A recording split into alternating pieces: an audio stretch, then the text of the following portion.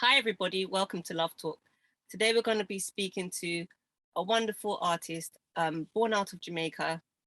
He started off DJing, writing, producing music and mixtapes, and now he's a singer with very conscious lyrics.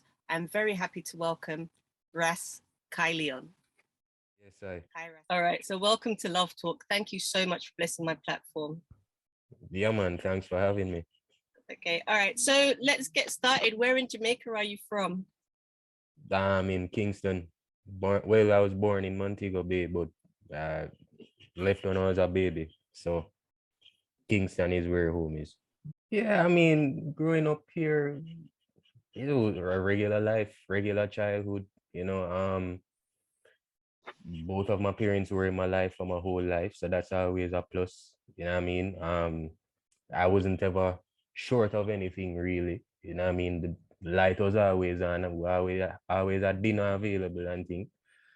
So as far as like struggles and thing, I mean, I didn't really come up in any struggle. I'm not a street kid, you know what I mean? So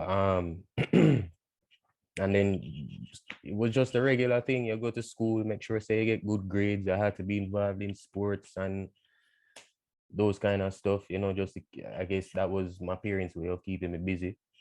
So yeah, it was pretty normal. Okay, but like during your interviews, I heard that you have said it on more than one occasion that the college life and maybe I don't know, growing up in Kingston turned you into a man. What can you? Yeah, no, moving to America is what is where I Oh, became a man. Yeah, because remember now I came up in a full home, right? So I was in a way kind of sheltered from a lot of things that were going on in the world, you know. And then at 17 now, that is when my parents they literally just shipped me off to America. Into in a place where I had no family. Yeah, I haven't been to the place before. It was Tampa, Florida. So it was like completely fresh. You know what I mean? And I had to basically find my steppings over there on my own. You know what I mean?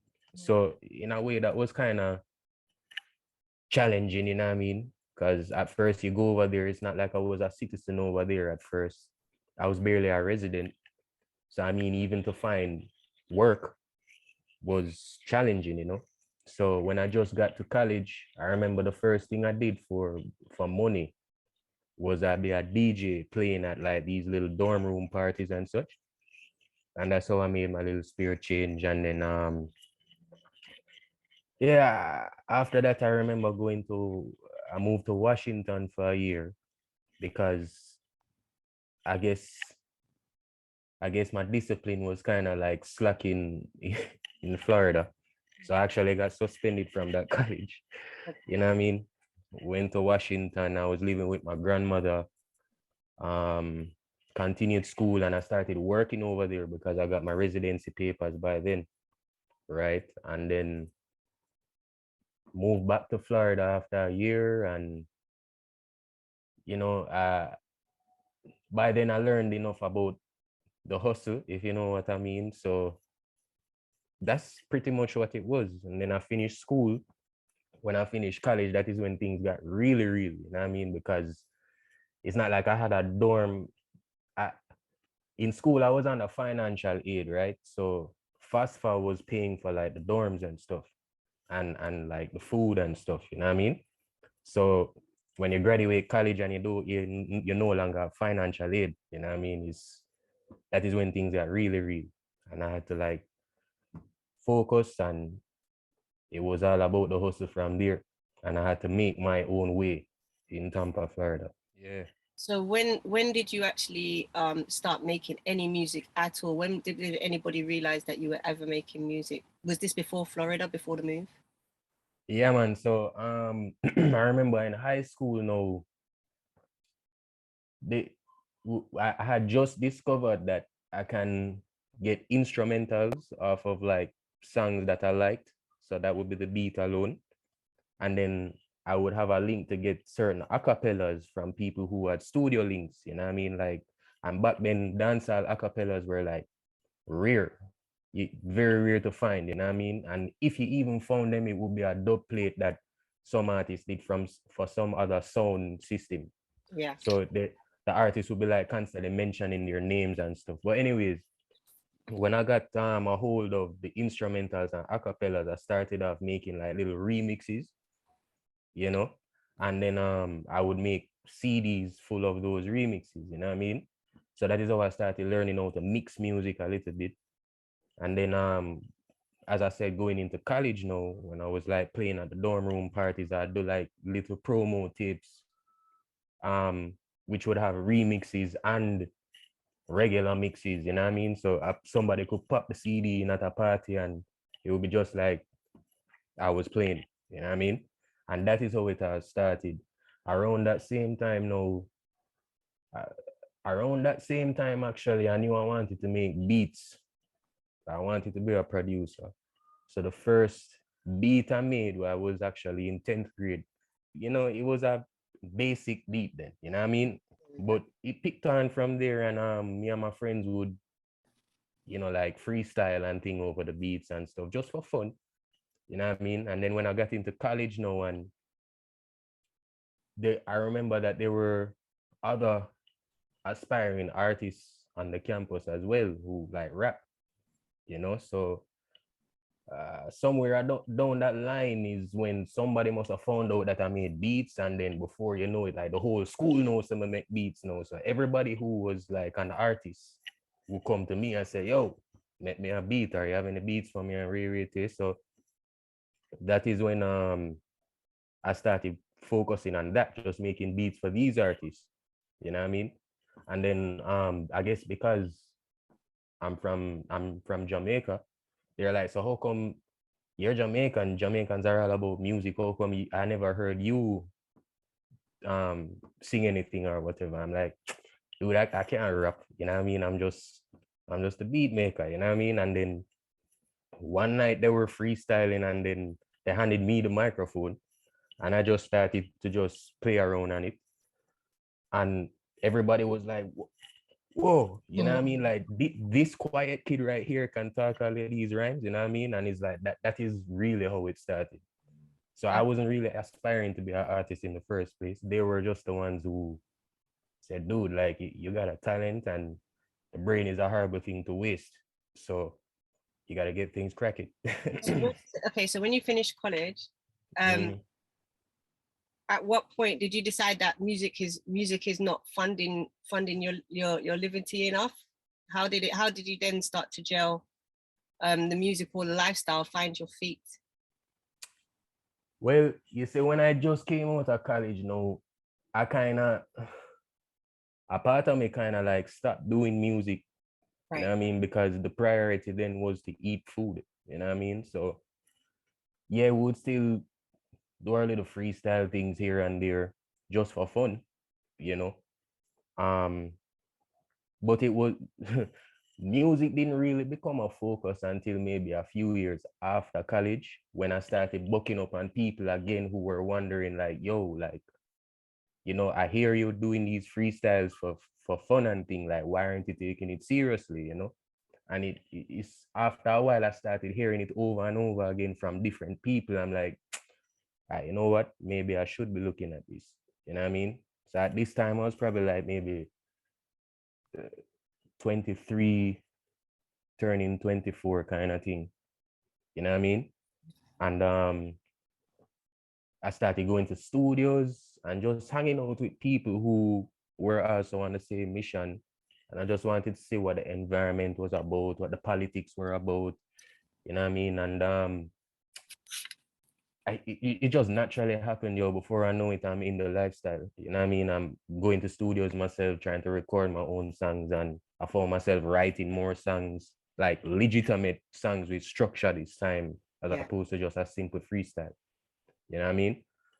And the more I did that, is like the more people will be saying that, yo, keep it up, don't stop. You know what I mean? So yeah, so as far as like finding my feet after college financially and thing, it just started off as, I think my first job after college was working for this print shop. They printed like flyers and business cards and posters for people who will be putting on different events at clubs and such. you know. So I started working with them. Then I went to a restaurant and just trying to juggle different jobs at one time just to make the book. You know what I mean? Around those times, it was very difficult to find a full-time job. So I still had to be doing my thing on the side. You know what I mean? Which in a way taught me a lot about entrepreneurship. I mean, despite the fact that it might not be legal, but you know, I'm over that now, so I can talk about it. Right. So it was since then now when people started to notice that, oh yeah, this dude can rhyme, you know what I mean? And he makes beats, you know? So that was where my main focus was on. Okay, You know what so I mean? what was your first single that you actually created and released? My first official single was back in 2018, which was Rubble. So Okay. that was the first single that I released on all platforms with a video that I did hella promotion for and all of that, you know. Before that I released like a little just to see what it was. So I wouldn't really call it official, Mhm. but I had released a remix to a song that I did from years before. And as I said, I just released it on platforms because I just wanted to see the process of what I'm supposed to do when I want to put something on iTunes or something. So I don't really count that. And that was like a year before Rubble. The track that I'm promoting right now as we speak is Natural Law. That's the latest one that we did, Okay. which was released like a year ago, almost a year ago. Okay. Um, but as far as like the herbalist and thing, like I had did a mixtape like a few years prior. Um, and I had a song named Herbalist on it, but it wasn't officially released or no. It was just a mixtape that I gave out on the road, you know, Mhm. and performed at the open mics and what have you. So the remix now, as I said, that was just a test run just to see what the process was to Okay. release a song. You know what I mean? Yeah, that's what you. Okay, I beg your pardon. So, in saying that now, like you've moved to America, you've finished college, you're looking for work and thinking about your music. How did your parents feel about you pursuing a career in music?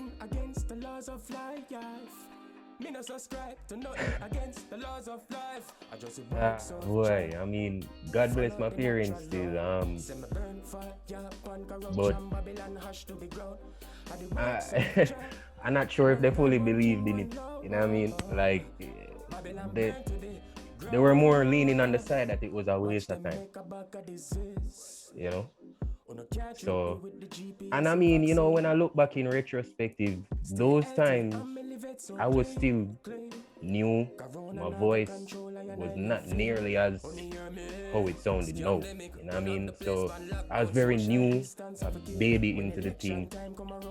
Didn't know how to sing, didn't know the first thing about singing. You know what I mean? All I could do is just write down rhymes and try my best to deliver it properly. So maybe back then they were looking at it as, well, this kid ain't really ready and he's already in his 20s. So is this really the wisest path for him? You know? So if they were looking at, I haven't really spoken to them about it. Maybe that's what they were thinking. So if they were looking at it from that point of view, I can definitely understand, right? But that was actually a driving force for me to say, yo, all right, them don't feel like somebody can do it, watch me, you know? And then that is when, you know, every time after work, so to speak, or any free time I got, I would be like, practice listening to Sade or, I know, Mary J. Blige, Erica Badu, and I'll be like literally trying my hardest to sing along to them, whichever female artist that I like. And over the years, that is how I train my voice to get better. I mean, naturally, when your voice get better and thing, and with practice, you learn how to deliver better. You know how to say certain things with less words. You know, so which would make the line that much more impactful. You know, so it's little things like that I learn over the years and get better at. You know. How did you come about finding your team, or were you the only person doing both the music and the singing and the engineering? Yeah. So I was All right, you see, when I started taking it serious in Florida, there was some other cat I was working with who I actually did my mixtape with.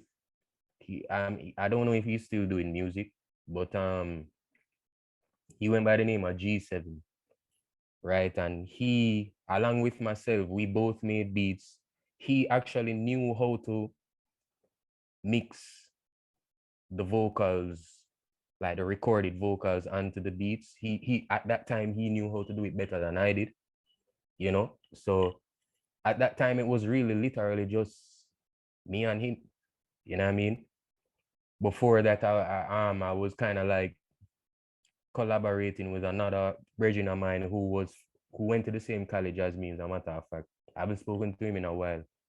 But as far as a team, I didn't really have a team apart from them.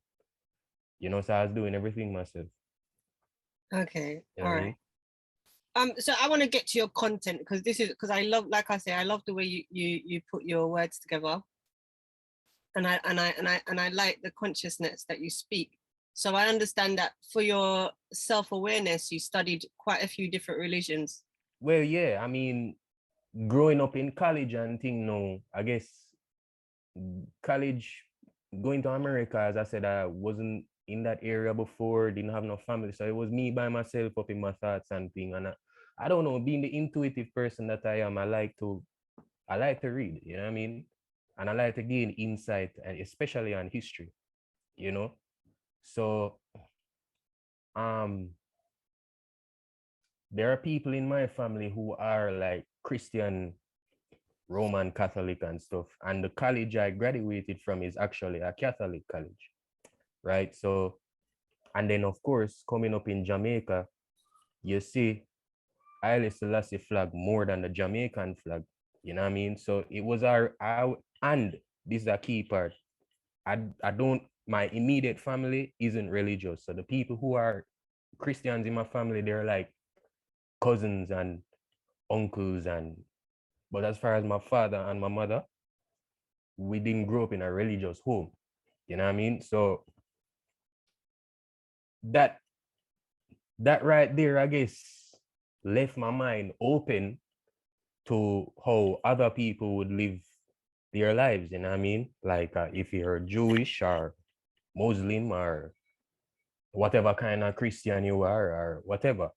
So I don't know. I just found that interesting in the history of each and every one. You know what I mean?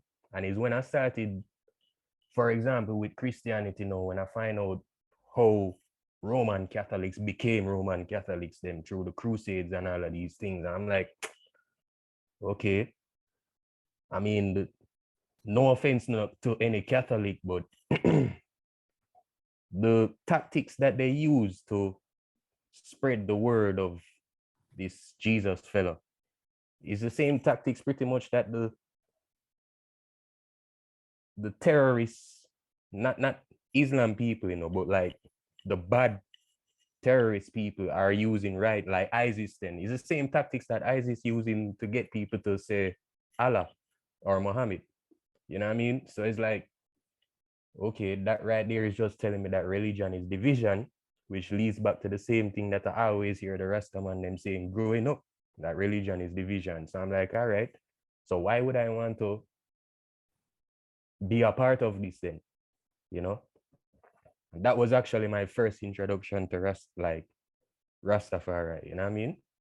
And then of course, at that time, there was a specific elder, when I came out of college specifically, there was a specific elder that I had met with, God rest his soul, who basically, like, the more I reason with him is the more I realize that we think alike, if you understand what I'm saying, right? So that is, I guess, that was the defining moment of the man that I was turning into, so to speak.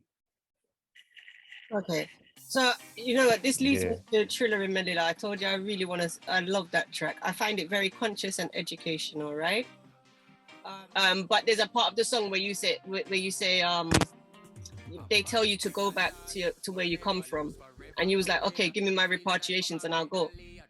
Yeah. Yeah. So yeah, man. this Mhm. topic of repatriations,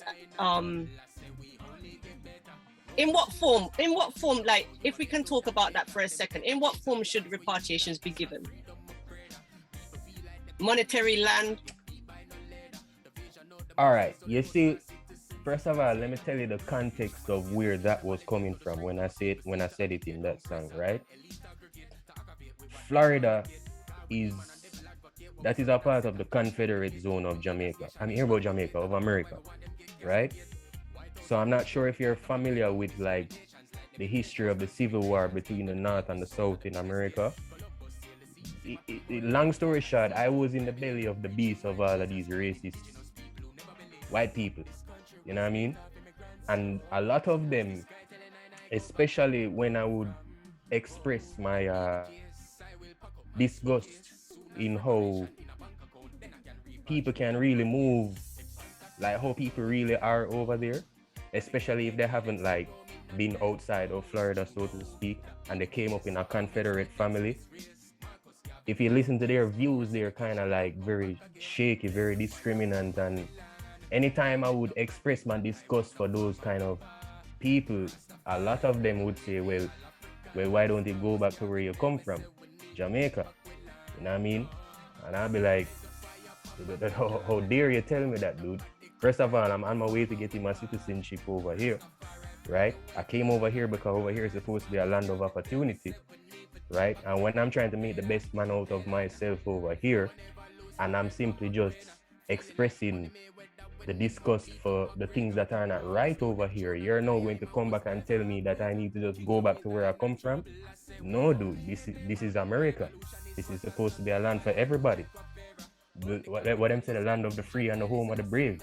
You know what I mean? So just because you as a colonizer then are living over here with no problems, that doesn't mean that people like me, when we move over here, we're not going to face any problems. You know, it's two different lives. You know what I mean? But I mean, so that is where that was coming from in the song. You know what I mean? So I was basically saying, yo, fine. If y'all want me to move back, then, you know, when I come and work for y'all at y'all little corporations and things, stop giving me part-time, stop giving me minimum wage because I'm a college graduate, so I'm worth way more than that. Pay me what I'm worth and I'll take my ass back home or take my butt back home. You know what I mean? So that was really the attitude I was portrayed in that song. Yeah, so as far as repatriation and thing now, I mean, it's a shaky topic because you have to remember that, of course, people who are descendants of slaves we weren't brought over here by choice. You know what I mean? We were forced over here. You know what I mean? And nobody has made any effort whatsoever to say, all right, you know what? They've been unfairly treated. Let's see what we can do. So let's compare that to, like, say, the Native Americans in America, right? Even though they were still treated disgustingly, you know, they still get a certain amount of rights on their land, you know what I mean? Like, even though it's not, they don't get everything that they deserve because it's still their land and they're the ones who are supposed to be dictating how it runs. But, you know, I guess at least them get a little something. Like they get tax breaks and all kind of other stuff, right? As far as maybe the Jewish community, they went through the unfortunate event of like the Holocaust back in World War II and them with it. And the world doesn't forget that. You know what I mean? The world actually sympathizes with that. You know what I mean? So it's like, okay, Black people need to get that same kind of sympathy. You see me? So, but I have to say that especially nowadays when there is information in abundance, because we have our phones with Google and all of these things, you can teach yourself how to do things. You can teach yourself how to make money. You can teach yourself how to farm. You can teach yourself how to do anything, right? So now that we have all of this within reach, which before we didn't, I personally don't think that it is wise to still be sitting down expecting a colonizer to give you what is owed to you. You know what I mean? Because how I look at it now is the colonizers never cared about us in the first place. So you must be a fool to think that they're going to all of a sudden wake up and say, oh, I feel sorry for these guys. After 100 years, I feel sorry for them now. Let me give them what they want. No, that's not going to happen. Or even if it's going to happen, we can't count on it to happen. So instead of sitting down and waiting for something to come to you, you need to get up off your butt and get it yourself and set an example for the generations to come. You know what I mean? So that's what I have to say about that. I agree with you 100%. And this is the reason why I asked that question specifically, because I feel a similar way. I feel like asking the oppressors to give us anything is basically, I feel like, putting ourselves back into slavery, because thank you very much. At some point they're gonna try and take it back, or they're gonna resent us for giving it to us in the first place. So this mix will continue to keep happening. So I totally agree with you. I feel like there's a difference between the Jewish community, the Native American community, and the Black community, because even though the Native Americans and the Jewish, even though they went through the Holocaust, they still had their traditions, their beliefs, their morals. They weren't brainwashed. Yes, they weren't separated from each other in a way where they didn't remember who they were. Right. They still trace their names, etc. So there's a difference. Whereas they can ask for something as a community and then build upon that. Whereas we're all please, for use of a better term, free men. So we don't, a Black man, and I feel, doesn't conform to any religion. A Black man could be anything or anybody that he wants to be. Precisely. If they want to be a Jew, a Muslim, anything they want, they can do it, right? If they want to work for a corporation or on a farm, we can be anything. So I don't feel like boxing ourselves up into another kind of religion, so to speak, would be the wisest move. However, I do feel, like you say, we have the resources to build ourselves. So each individual has the opportunity to become the best person they can be, and to grow the next generation in the best of their ability. Exactly, precisely my point. You know what I mean? So there's a saying out there. I can't remember. This is not quote for quote or verbatim, but the essence of it is, if you give a man power to feed you, then you're a slave. Exactly. You know what I mean? So, and that is what I try to, that's actually how my parents raised me. You know what I mean? Like, nobody owes you anything. Even if they do, they don't. You know what I mean? So don't sit here counting on them to come and save you, because they won't. You know what I mean? Yeah. So, yeah. I was gonna save this, right? But I'm gonna ask you now, because I like talking to conscious people. So you've got Marcus Garvey says Africa for Africans. You've got Martin Luther King that says he has a dream of all nations living together as one. Do you have a dream or a vision of the liberty of human beings? Everybody obviously needs to coexist and live as one. However, it starts with your people first. You know what I mean? So both people, Marcus, Malcolm, Martin, all three of those key figures had important information to offer us, even though they might be on different sides of the coin, so to speak. For example, Malcolm and Martin, right? But to me, it wouldn't be wise to listen to one and not listen to the other, if you get what I'm saying. No, what Malcolm X was saying is exactly true. You know, as a people, you need to build yourself up as a nation, be strong enough to handle you or yourself as a nation, so you can be of value to people of other nations, so to speak, or to the world then, right?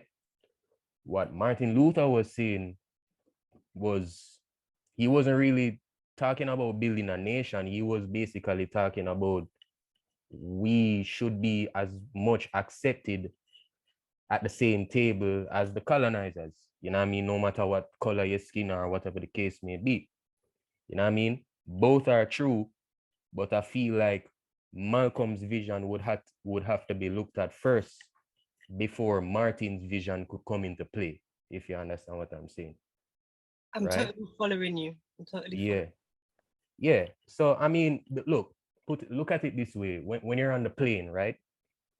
The flight attendant tell you over the microphone, say, if the plane is to go down and the oxygen mask come down, you need to situate yourself first and then you assist the others. So is a case of that. You know what I mean? Because if you are not situated, if you don't put the mask over your head and you can't breathe, then how you expect to be of optimum help to the person beside you if you yourself can't breathe? right. So You know let what I me mean? ask you, Yeah. do you think that the extinction of apartheid or segregation was wise at the time? The extinction of apartheid. And the segregation. Well, from what I know about apartheid, people are still suffering the consequences of apartheid. So is it really extinct? Good point. Good point. And kind of the same thing with segregation or Jim Crow laws in America. I mean, yeah, there is no white collar or black only bathrooms now, but we kind of still are suffering the consequences of it. You know, but this is what I like to tell people. Segregation, especially apartheid. But let's talk about apartheid later. Segregation was just the other day. It was what, like in the 60s? Right. My father, my parents were born in the 60s. You know what I mean? So it wasn't that long ago. You know, and then you have to realize that I'm not going to say for every white person is good. You know what I mean? You know what I mean? Yes. Colonizers who were born in the 40s in the middle of all of this bigotry, then they're still alive today, teaching their kids that were born yesterday. They're still alive. You know what I mean? Raising their families the way that they see fit. So it wasn't that long ago. Apartheid stopped, quote unquote, stopped. What, in like the early 90s or something? Exactly. Yes. Dude, I was born in 89. So it was not that long ago. You know, so it's not extinct. We're still going through it. It's just not on paper anymore. Exactly that. Exactly. Right? And Yeah. like you said, I think that's another thing that we as generations should do as well, is journal teachings for the next generation, because I think that's what the oppressors do really well. They study our culture really, really well. They study what they want. They know the outcome that they want to achieve, and they study the system that they're going to build. So once the system works, if it works, I mean, I used the example once that when they had the first shipment of Africans to come to Virginia, there was only about 5, and within, I don't quote me, but within about 30 years, or within 10 years or something, 5 years, they had like 30,000. Yeah. Because they were able to scale. That system worked. The system of bringing those of obtaining the persons, and then transporting them, and then putting them into work or slavery. Yeah. That worked. So they was able to just keep doing that on a mass scale. Yeah, exactly. They got their outcomes. I mean, I feel like even today we're still in that kind of we're still in their system, because we don't Very have our much. own system, right? And Yeah. but then even if we did have our system, it's like, for me, all right, let's use the church for example. The Bible has the commandments, and if you do something that's not that doesn't adhere to the commandments, then the church upholds that. Oh, that wasn't right, and this is why. Blah blah blah. If we as Black people decide that, okay, all Black people should wear their hair as an afro, who's really gonna police that, and who's really gonna like, and you know what I mean? We don't have that station, so to speak. Yeah, I mean, all right. Look, a few people have tried it, because look at the Nation of Islam, Of course, yes. right? So they did it pretty well. You know, I was just actually watching a documentary on them, must say last night, or you know what I was watching? I was watching this thing on Netflix named Muhammad Ali versus Malcolm X. Oh Like, you my know, gosh, I saw that. yeah. So I they didn't had watch it like, yet, but I saw it. you should watch it. You should watch it Yeah. because um it's eye opening. I mean, I remember reading Malcolm X book back in the day, like 10 years ago and thing, and he did mention it, but I wasn't aware that the bad blood between them was that thick. You know what I mean? Um, and it wasn't until I seen like the documentary last night, no, when I seen hear out of Ali's own mouth, he would he was bad talking Malcolm, you know what I mean? But Malcolm didn't bad talk Ali at all. So with me only reading Malcolm, I wasn't aware that the blood was that bad, you know what I mean? But I think I strayed off a topic a little bit. What was the Yeah, I was saying the Nation of Islam does do it as Mhm. far as the militancy is concerned, and they kind of do a pretty good job, you know what I mean? I mean, I'm not a Muslim, you know, but the work that they do, you have to respect it, you know what I Of mean? course. Because yeah, like they literally reform people. They would literally go out a road, take a crackhead off of the road, and turn him into somebody who is functional in society, you know what I mean? And All a right. great person at that too, you know? I And think you have to respect that, I you know what do, I mean? and I respect it. And I think they came with a force because they're in London. I mean, I can walk up my house and they're all over the high street, and they're in every political issue with a black person they're involved in. I, I, Right. I think the thing for me was the whole Muslim background is that it's a religion, and then you have to learn that. But I'll be honest with you, since we're talking, and I know we're not friends, but Yeah. we're talking. Yeah, man. I walked in. My friend was actually converting to Muslim to Nation of Islam. This was many moons ago. Yeah. Could have been about it could have been about nearly 25 years ago, right? Mm-hmm. And I followed her, and it was a bookshop, and we walked in, and she was getting her educational readings, whatever she needed. Yeah. While I was there was a white man who was actually a part of their membership, right? He was actually a part of the Nation of Islam. Right.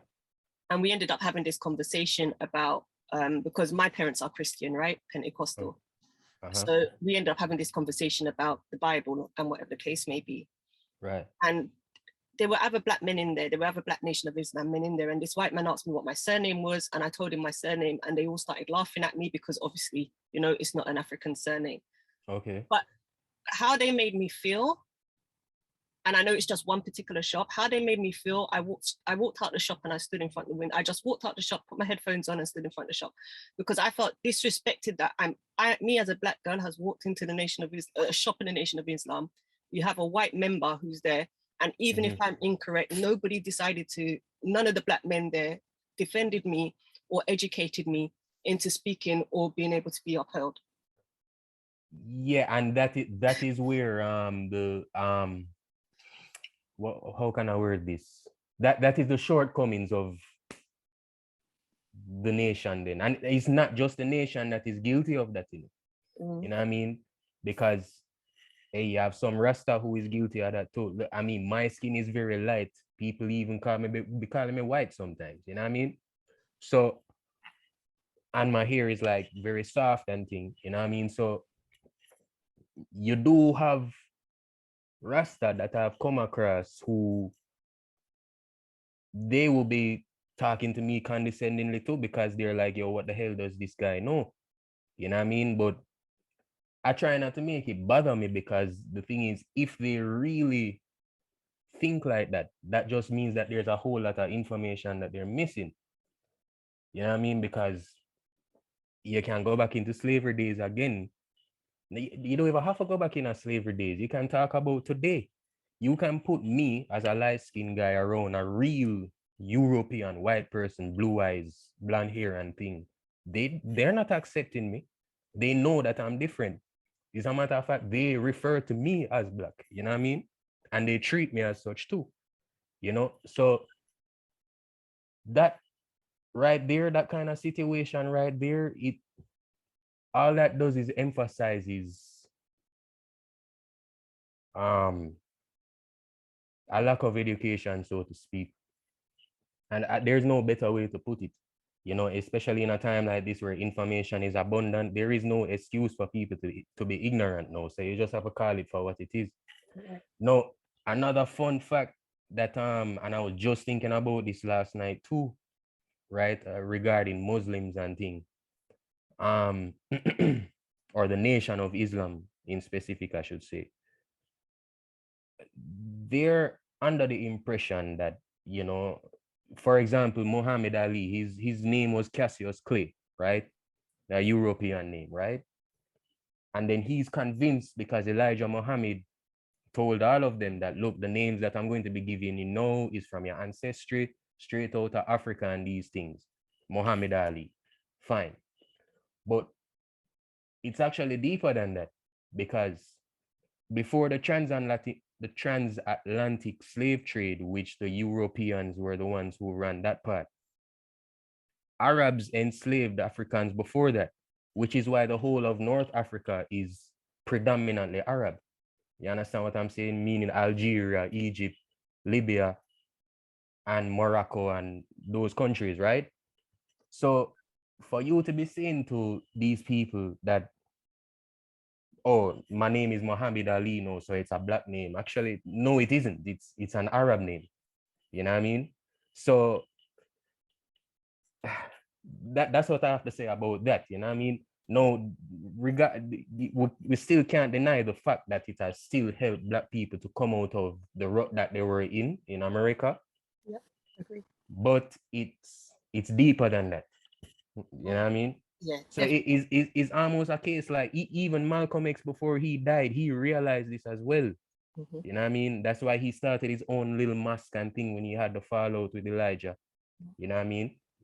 Because under Elijah, it was predominantly a black people thing, you know what I mean? And, you know, white man and the devil and, you know, all of them things there, right? But then when Malcolm took it upon himself to go to Mecca and Egypt and all of those, the real Arab places now, where it actually came from, right? And he's saying that, damn, I'm over here. I was in America thinking that Muslim is just for black people, and I'm over here and I'm seeing people looking as white as the Europeans as Muslim, and they all loved him. You know what I mean? And he said it himself. He felt at home. Nobody discriminated against him, none at all, right? So it woke him up to a sense to where, you know, what I was being taught wasn't 100%. And he came back to America and he tried to redeem himself, but we all know how that story ended. You know what I mean? Very well. I think you analyzed the context of the subjects really well. So thank you so much for being so articulate. For me, what that experience of going into that shop and feeling that way, what that experience taught me was that now that I've come into who I am, I realize that I'm a woman that is of all nations. Like I can literally understand a lot of people. I can go into a church and be reasonable. I can go into a mosque and be reasonable. I can follow traditions. I can adapt. Still keep me, still keep my individuality and understand who I am. Right. So that's what that experience done for me. It kind of took me out of a world of this closed box of just church on Sunday sort of thing, the whole Pentecostal Bible study and all of that. And it kind of gave me that time to start reasoning with my being. Exactly. And then the thing is, no, dude, that was the initial purpose of religion in the first place. You know what I mean? It is the corruption of minds like these, no, closed-minded people like these who have corrupted religion to make it say like, you know, to be a Christian, you have to be this, or to be a Muslim, you have to be this, or whatever the case, you know what I mean? But religion, the purpose of religion was really just for us to connect with the Most High, whoever it is. It doesn't matter if he's Allah or, you know, Yahweh or Jesus or whatever. One God, right? So whatever you want to call him, right? Thank you very much, you know, and whoever it is that you identify with that makes you a better person, not just for yourself, but towards others, well, that is the one that is for you. You know what I mean? But at the end of the day, all of us are still supposed to be able to coexist. You know what I mean? So as far as your experience when you're talking about they were laughing at you and thing, well, you know, them can laugh all them want, but they are the ones who are really sleeping. you know, and them feel like just because they're rolling with a bunch of other people that think like them, so to speak, that they're superior, I guess. I'm like, no, you know what I mean? Like, y'all got it all wrong. You know what I mean? Because the way how y'all thinking right now is the same exact way that back in the Crusades, the Romans were thinking. You understand? So you can't, there's this, I don't know if you ever heard about Muta Baruka. Yes, of course. All right. So Muta Baruka always says, right, that,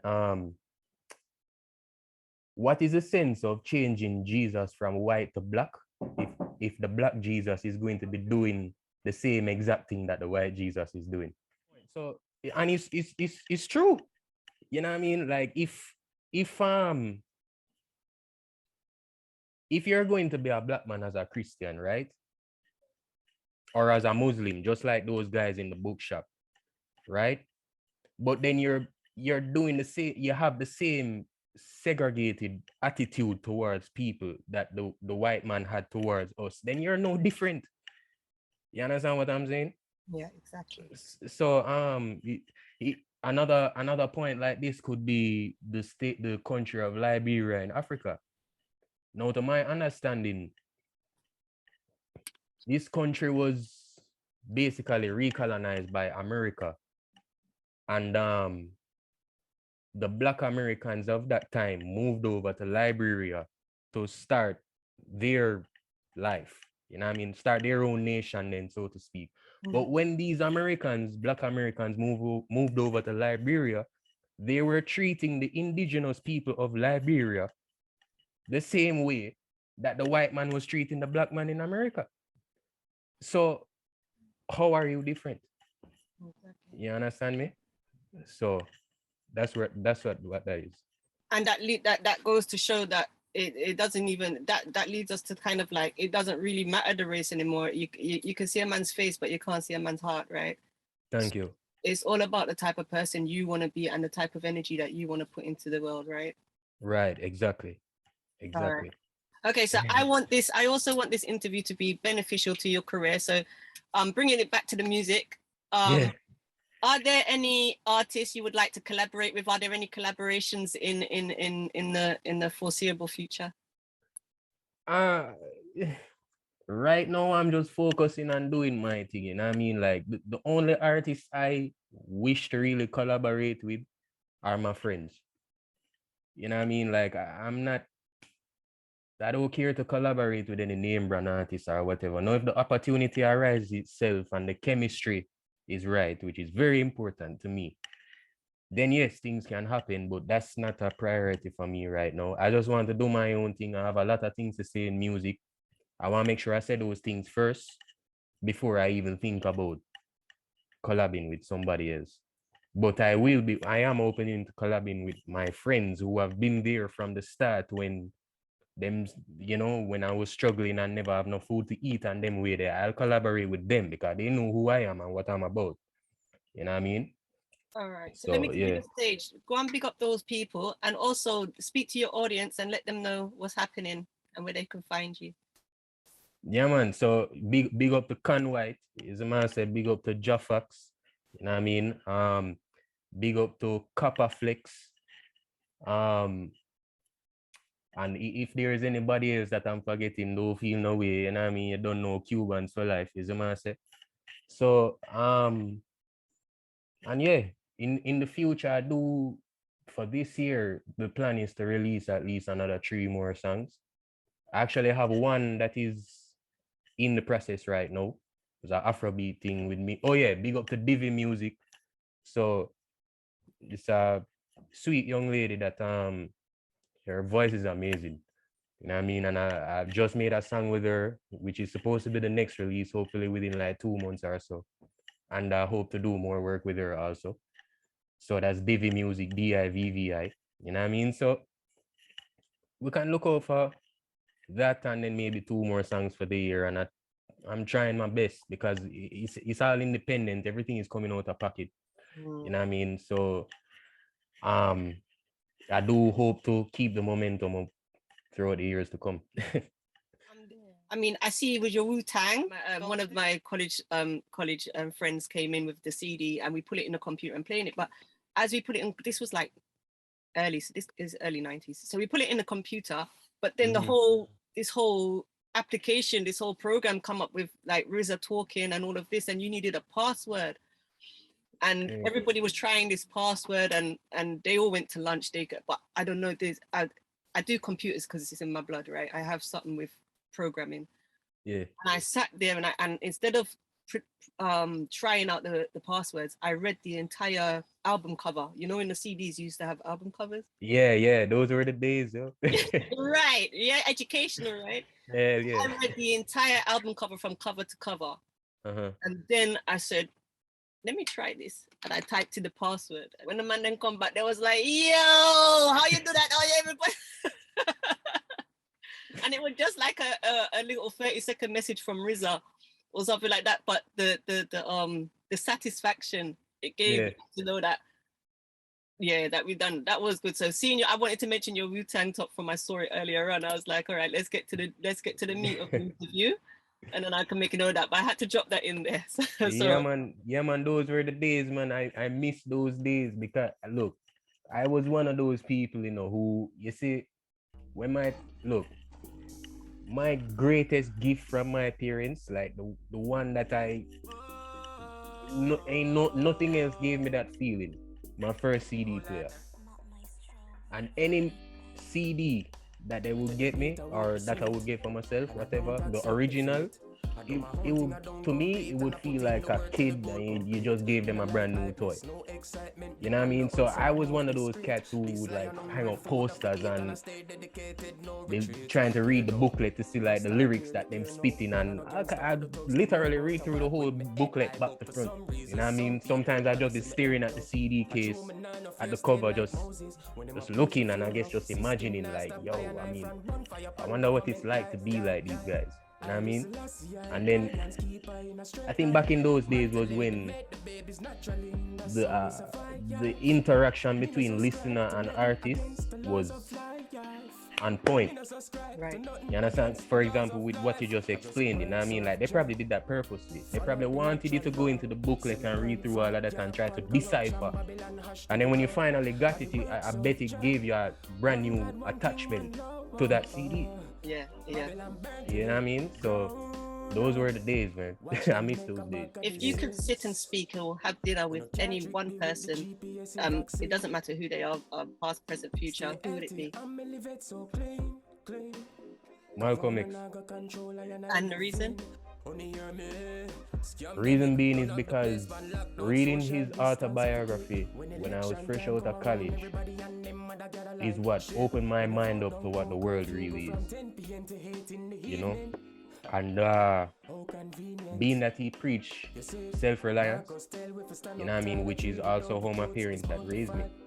You know, nobody owes you anything. If you need anything, you need to be a man, go out there and take it. You know what I mean?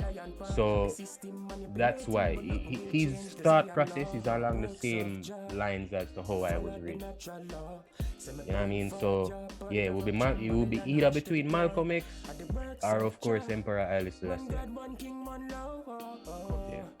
All right, and that leads me to my main question, which I'll be posting.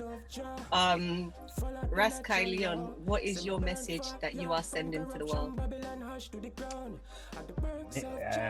Multiple messages still, but look, my main message is, it just goes back to what I said about before. Self-reliance. If you need something, you need to get up and take it. Always believe in yourself. Don't listen to the naysayers, or look, don't listen to anybody really. Listen to yourself and follow your gut. You know what I mean? Get up, hustle, do what you have to do to get to where you want to be in life. Don't wait for handouts. I don't care if you think that it's owed to you or not.